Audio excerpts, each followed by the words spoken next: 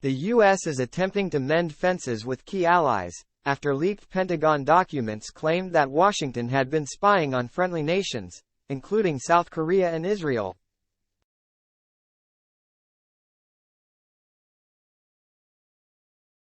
The U.S. Secretary of Defense, Lloyd Austin, spoke to his South Korean counterpart on Tuesday, as officials in Seoul denied the possibility that the president's office could have been the source of leaks over South Korean arms sales to the U.S.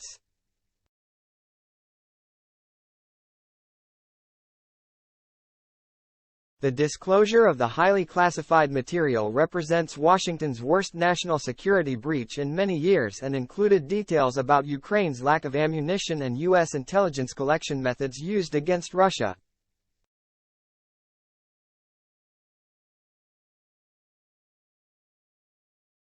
The unverified documents, including some apparently based on internal discussions among top South Korean security officials, claimed that Seoul was concerned that artillery shells bound for the U.S. could eventually find their way to Ukraine.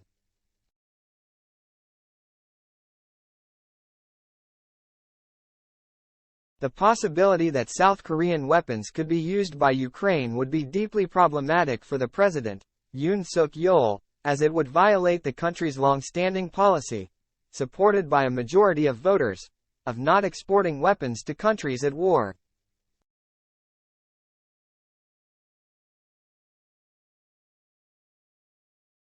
On Tuesday, however, officials attempted to play down the significance of the Pentagon documents, whose authenticity has not been independently confirmed.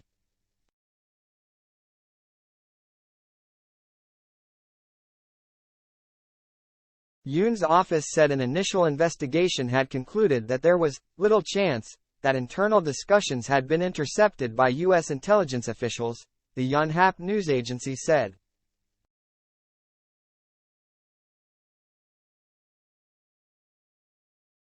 Kim Tae-hyo, South Korea's deputy national security advisor, claimed that the information reportedly gleaned from internal discussions was untrue and had been altered.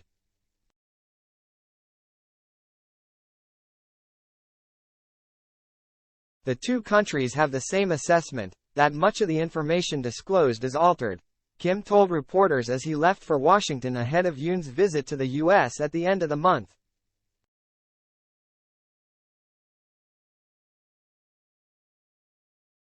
The undated document in question said that South Korea had agreed to sell artillery shells to help the U.S. replenish its stockpiles, insisting that the end user should be the U.S.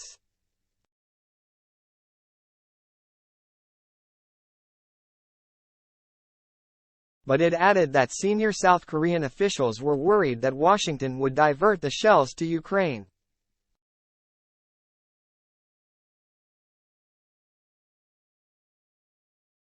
Kim insisted that speculation that the U.S. has been spying on South Korea, a key ally and host to 28,500 U.S. troops, would not harm bilateral ties.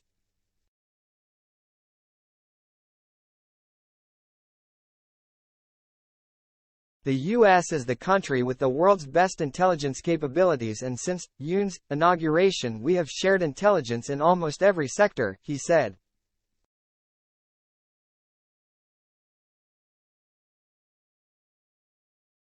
Some analysts suggest that the leaks of more than 100 highly classified U.S. defense documents could just be the tip of the iceberg, warning that the U.S. could expect more damage to its reputation and its relationships with allies.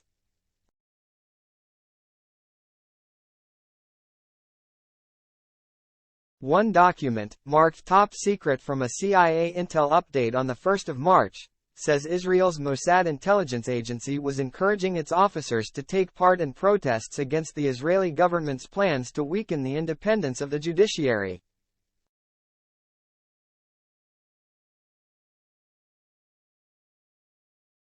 The Israeli government denied there had been any Mossad involvement in the demonstrations.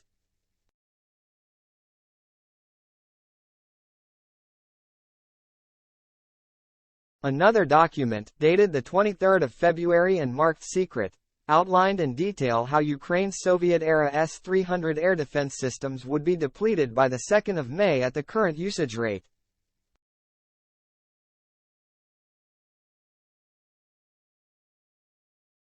The chief of the Australian Defence Force, General Angus Campbell, described the alleged leaks as potentially damaging, and said their dissemination could undermine trust between allies.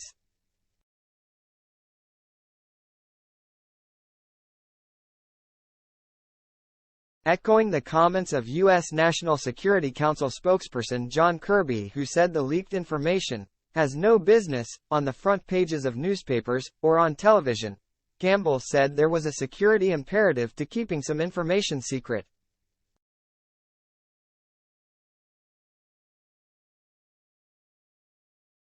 There is a national interest in the protection of some information, he told the Lowy Institute think tank in Sydney.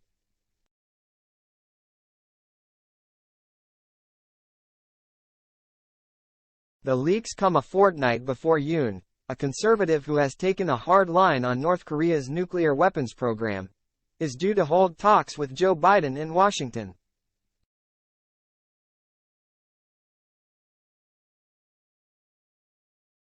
They also underline Seoul's diplomatically awkward stance on the Russian invasion of Ukraine.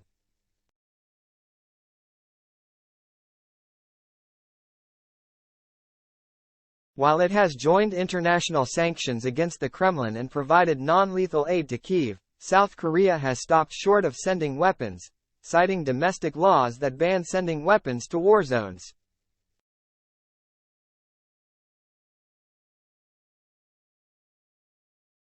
But critics have accused Yoon of trying to protect South Korean exports to Russia, whose support it needs to pressure North Korea.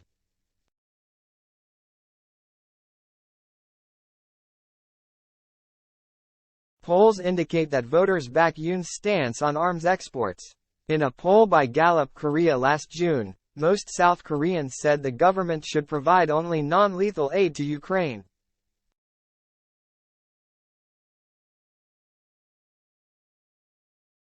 The poll found that 72% said assistance should be restricted to medical, food and other non-military aid, while just 15% said Seoul should also send weapons to Kyiv.